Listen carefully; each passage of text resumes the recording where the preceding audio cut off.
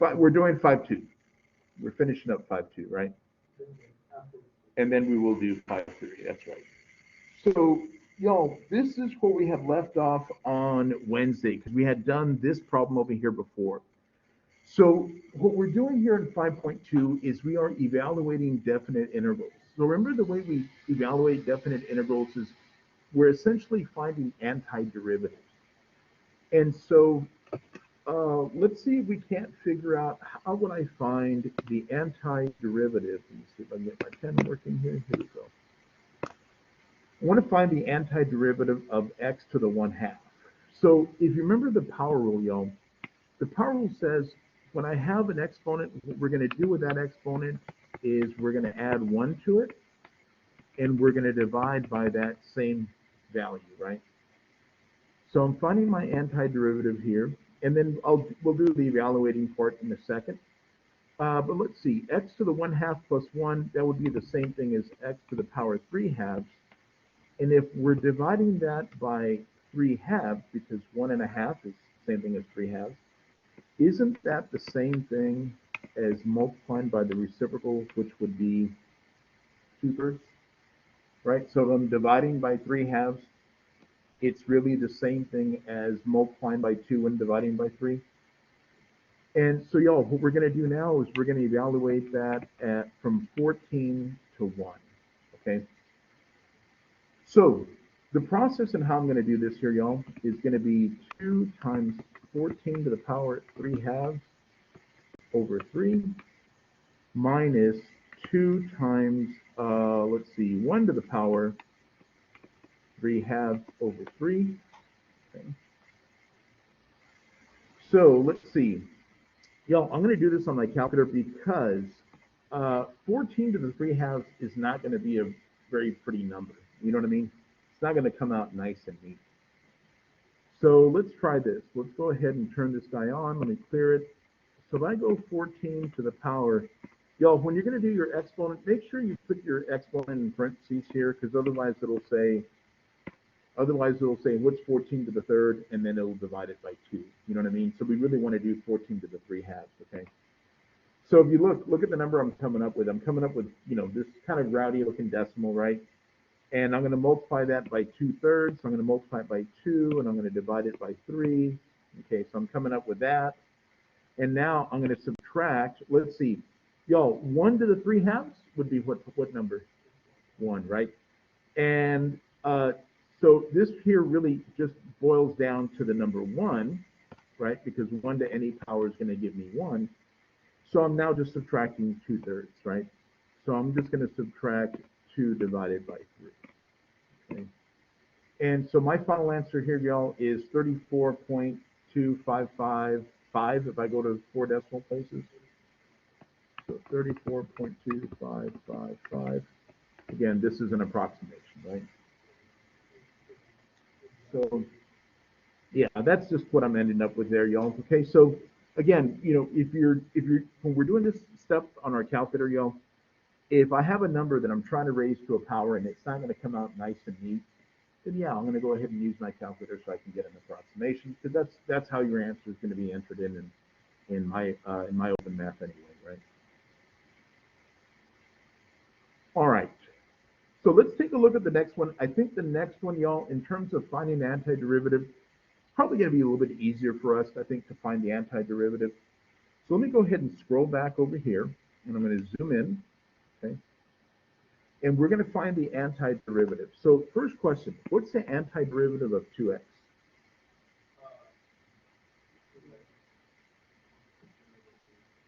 Okay, so remember, what's the power right here?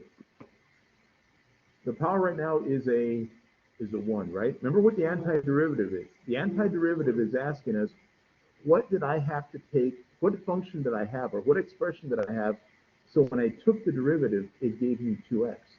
Wouldn't it just be x squared, right? And okay, what is the antiderivative of 9? Meaning I took the derivative of something and I got 9. What did I take the derivative of? Very good, 9x, right? Okay, so again, y'all, we're going to evaluate this from 6 to 3, right? So again, just to give you a heads up, what does this part mean here? This part means that we are going to plug in a 6 everywhere we have an x, and then we are going to subtract the same thing, but now plugging in the number 3, right? Okay, so let's go through piece at a time. First question, 6 squared is 36. 9 times 6 is 54. Anybody know what's 36 and 54? If I add those together, isn't that going to be 90? Right? 36 and 54. When I add them together is 90. 3 squared is 9. 9 times 3 is 27.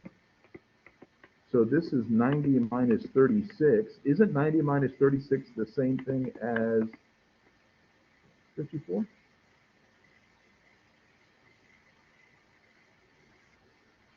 Are we doing okay so far?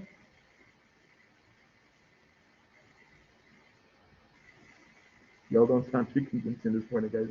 Are we okay? Okay, so let's see. Let's make sure that we're doing okay here, y'all, because I really want to make sure that you guys are good with it, okay? So no judgment here at all. Question, y'all. Let me ask you guys a question. Are you all okay in how I came up with x squared plus 9x? Right? So remember, what we're saying is, what did I take the derivative of? Or sorry, what did I take the derivative of so that it gave me 2x? Oh, it had to be an x squared because the derivative of x squared would give me a 2x, right? And then what did I take the derivative of so that it gave me a 9? Oh, it had to be a 9x, right? And then all I'm doing is I'm plugging in at 6 and I'm plugging in at 3. Y'all, the one thing I really want to emphasize here is when you're plugging in your number, you're going to plug in this one. The second one here, all of that is being subtracted. So if you notice, I put it like in brackets because I have to subtract that entire quantity, right?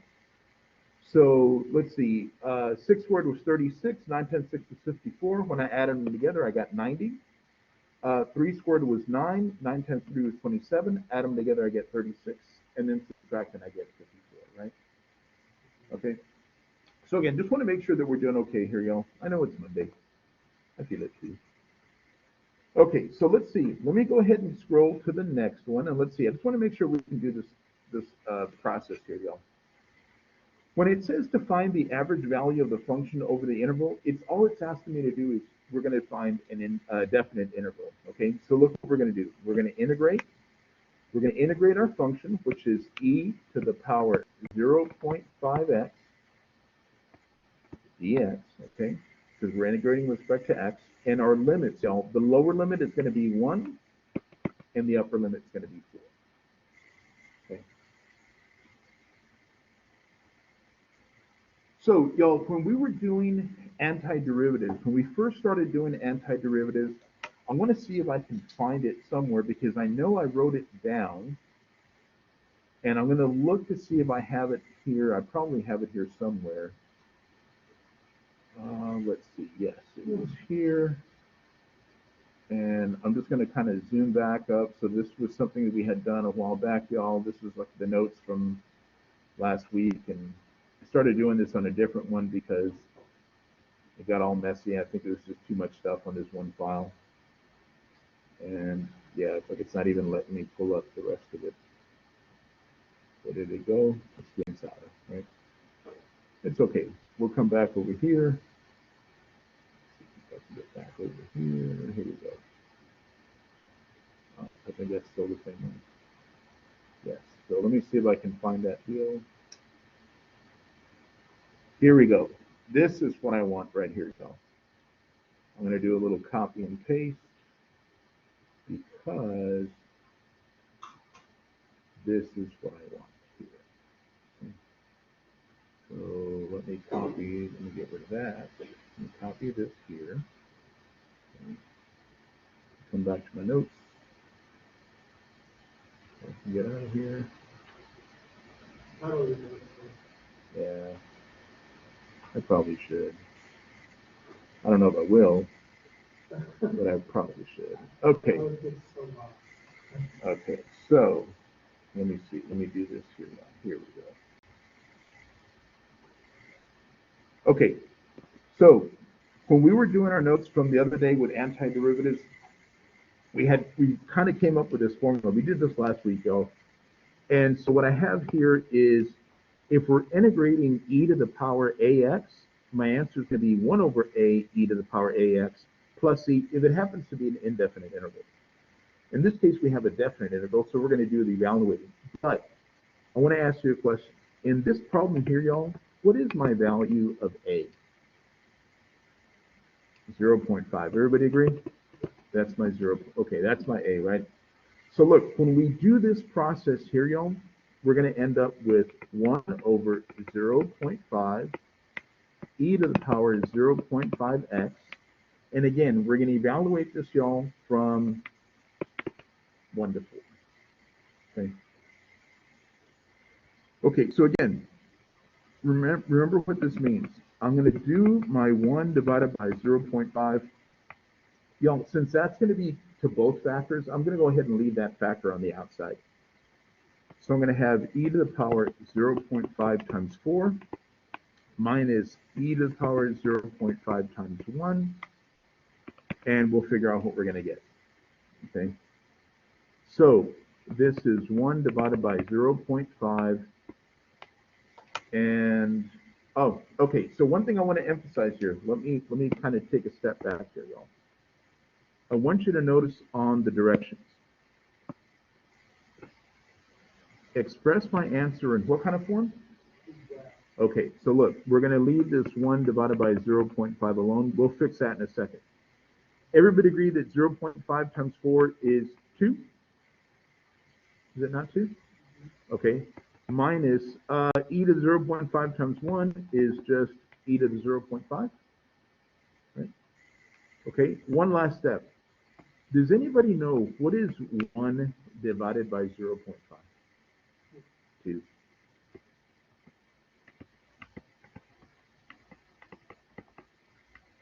That is my exact form right there. You can distribute the 2 if you want to. You can leave it on the outside. It doesn't really make any difference. We have it factored. But that's all they want me to do there. So since it says in the exact form, that's why we did what we did, okay? All right. So now let's take a look at the next one. Again, I'm going to go through the process the same way here. So let me zoom in a little bit. And it says, find the average value of the function f of x equals 3x to the third on the interval from 1 to 5. Round our answer to 2 decimal places if necessary. Okay, so let's do this. Okay, 3x to the third dx, and we're doing this from what, 1 to 5? Okay, so let's take a look here, y'all. Question: what is the antiderivative of 3x to the third? So what did I have to take the derivative of so that I got 3x to the third? So 3, remember, we add 1 to that power, 4, and we divide by that same power right there. Okay. And again, y'all, we're doing this from 1 to 5, right? So far, are we okay? All right. So again, y'all, one thing I want to emphasize, when we have a coefficient out in the front, we can leave that coefficient factored. And we can say, look, we're really evaluating this from 1 to 5. Okay? So this is going to be 3/4, 5 to the 4th, minus 1 to the 4th. So this is 3/4. Let's see, 5 to the power 4 should be something like 625. Anybody know what 1 to the 4th is?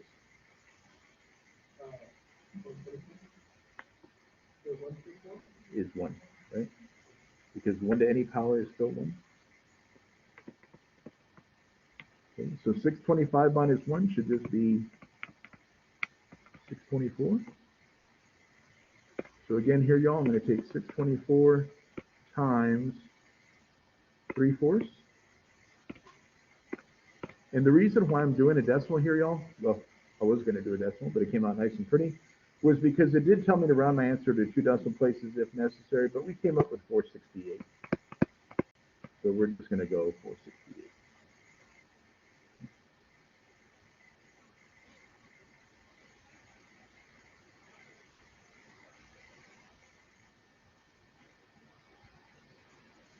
What do you think? Are we doing okay with these problems? Is it making sense so far? Yeah. Okay, so let's take a look here, y'all. This last problem here, oh, actually, second to last problem, because there's one I still got to go back and do upstairs. But it says evaluate the integral below by interpreting it in terms of areas. In other words, draw a picture of the region the integral represents and find the area using geometry. Okay, so let's take a look here, y'all. We have the square root of 4 squared minus x squared. So the first thing it's telling me to do is tell me to draw a picture. So let me think about this. Let me draw a picture of 4 squared minus x squared. Okay. Isn't 4 squared minus x squared the same thing as 16 minus x squared? Okay, so y'all, what I'm going to do here, I'm going to clear out this deal, and I'm going to go to my y equals, I'm going to type in the square root of 16 minus x squared. Okay. All right, and I'm going to go ahead and graph that. Let me enter that in. Okay, let me go ahead and look at the graph. Oh, that's not what I want to do, that's a table. Okay, let me look at the graph now. Okay, and so it looks like that. It looks a little awkward, so I probably need to do some stuff with my windows. Let's see, y'all, I'm going to let my minimum be -5. I'm going to let my maximum be +5. I'm going to do scales of 1. My y values, I'm going to let my y value have a minimum of -1. Minimum of -1 and a maximum of 3. Okay, and now I can enter. Let me go back to the graph. Whoa. You know what? I know what I did wrong. My y max needs to have a max of 5. Okay, let's try that now. Okay, so I don't know why it's not going all the way down, but it should be going like the graph should be doing this. The graph should be going there, and the graph should be going there. What would it look like, y'all? Semicircle, right? Okay, so that's kind of the thing here. It's supposed to be a semicircle. Okay, so the graph's supposed to look something like that. So I got a couple of questions for y'all. Does anybody know the value of my x-intercepts and of my y-intercepts? So let's see if we can figure this out. Y'all, the easy way to find the y-intercept, the way you can find the y-intercept, plug in x equals 0.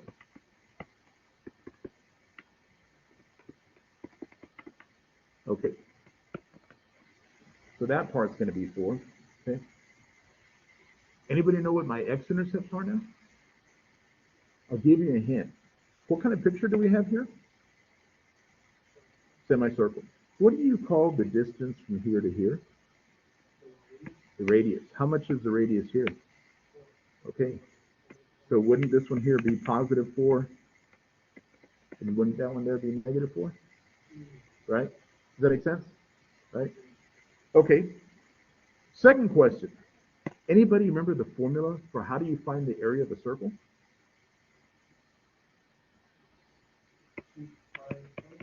Let's see. So look, y'all.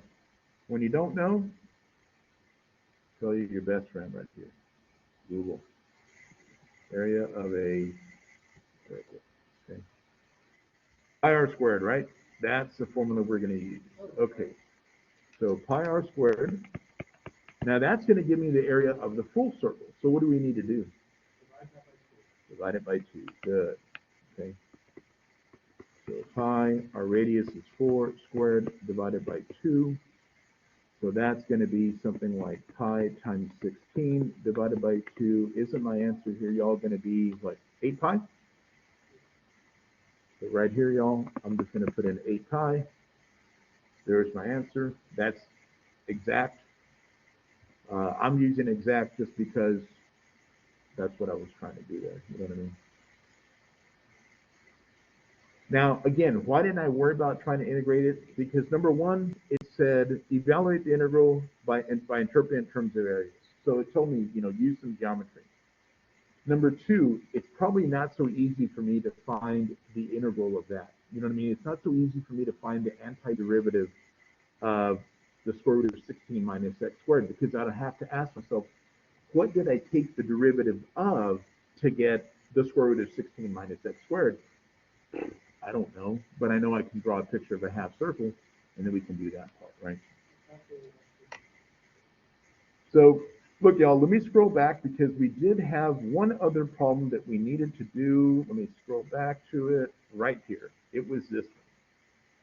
And we're going to calculate this derivative, and that's not what I wanted to do. What was it? Over here. Let's see if I can do it here. There we go. Okay, so look, y'all, I'm putting this formula up again because I'm still integrating here, right? I'm doing my antiderivative. So I'm going to ask you a question. First off, y'all, when I see this problem, I can always bring out my constant of 30. That can come to the outside. And so this is what we have now. We're evaluating this from 0 to 1. Just like I asked y'all a little while ago, what is my value of A in this problem? Yeah, the 0.14, isn't it? Okay, so look what we're going to have. We're going to have 30 times 1 over 0.14, okay, and e to the 0.14x, and you're evaluating that again from 0 to 1, right? So this is going to give me 30 divided by 0.14 of e to the power 0.14 minus e to the power 0.14,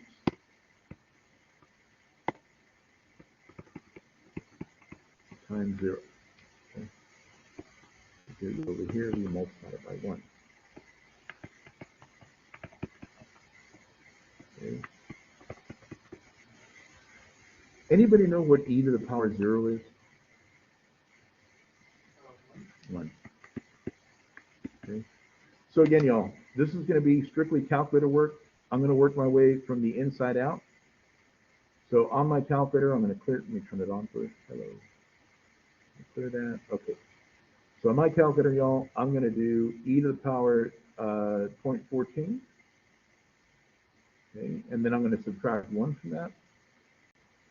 Okay. I'm going to multiply it by 30. And I'm going to divide it by a 0.14. And so again, I'm coming up here, y'all, with 32.2016 or 15, I'm sorry, of around the 4 decimal places. And again, all I'm doing is plugging in my numbers, right? So notice, y'all, first thing I did is e to the power 0.14 and then minus 1. And then multiplied it by 30 and divided it by 0.14, and I'm coming up with 32.2015. So 32.2015.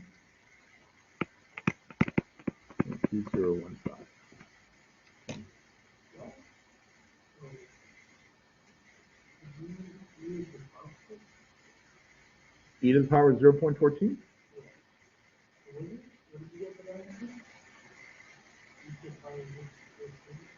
And then what do we do with it after that?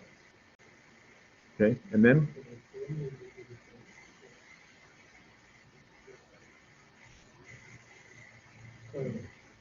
0.14, right? Minus 1 times 30 divided by 0.14.